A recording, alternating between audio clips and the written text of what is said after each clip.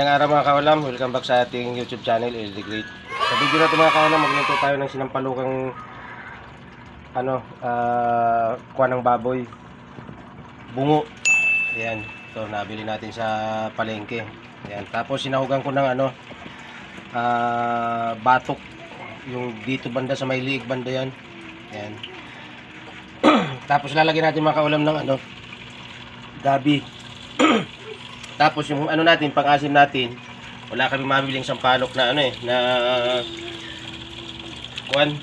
bunga, kaya ito na lang, commercial na sampalok kung nabili natin. Tapos gagamitan natin ng Knorr 4 cubes, tapos sibuyas, tapos paminta. Tapos yung panimpla natin mamaya, bechin, tsaka patis. Tapos syempre gagamit tayo mga kaulam ng tubig.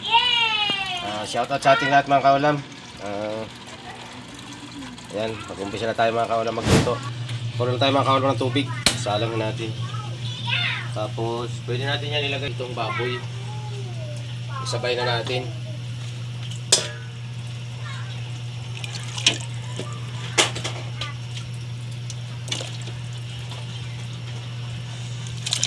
Sinampalukang ulo ng baboy.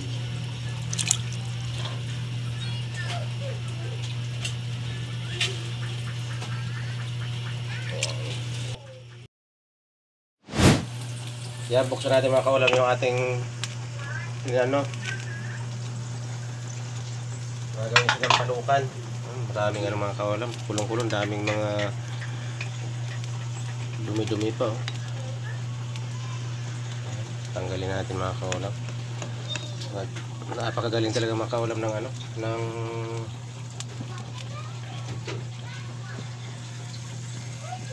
ating Panginoon. Biruin mo,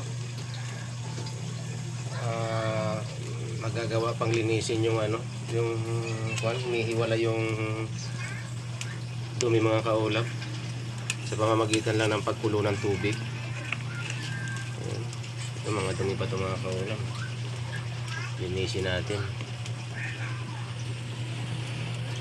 itong mga impurities na ito. Ayan.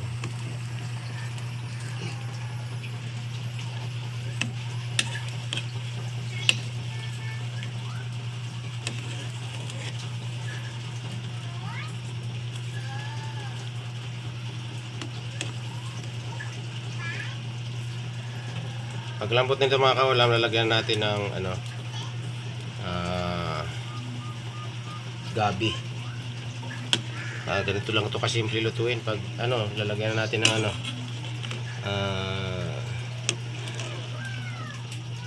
sampalok.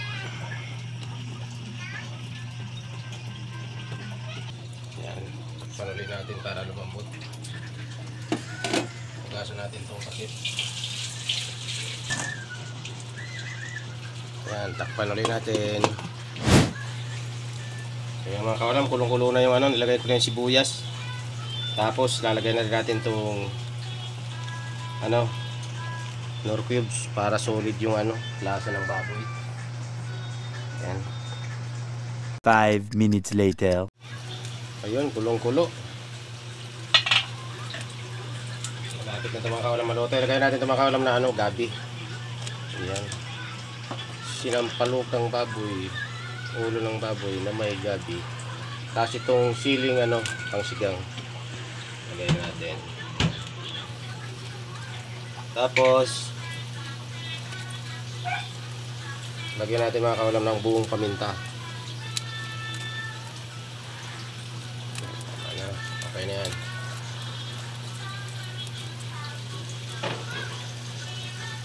Suswal, takip pa ulit. Tignan natin mga kaulam kung malambot na. Kasi pag malambot na, lalagay natin yung sampalok. Ito. Natutusok na, malambot na. Tignan natin.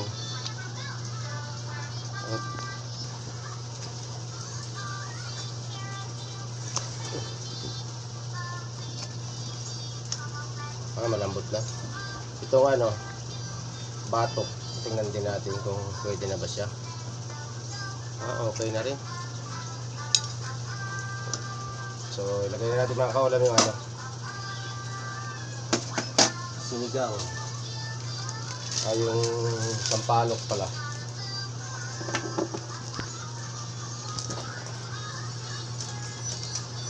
Original sampalok.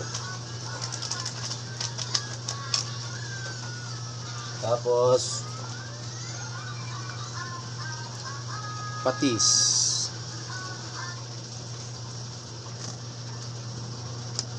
Mamaya bechin.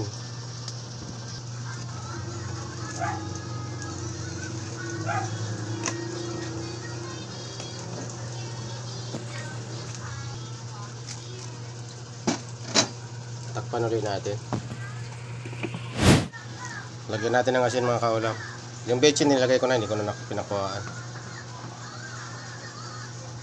Tapos tikman natin kung ano,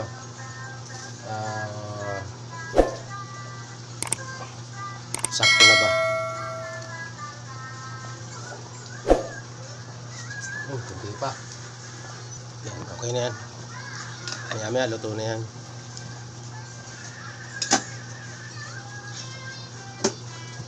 Mga kaulam, yan na yung ano, niluto natin.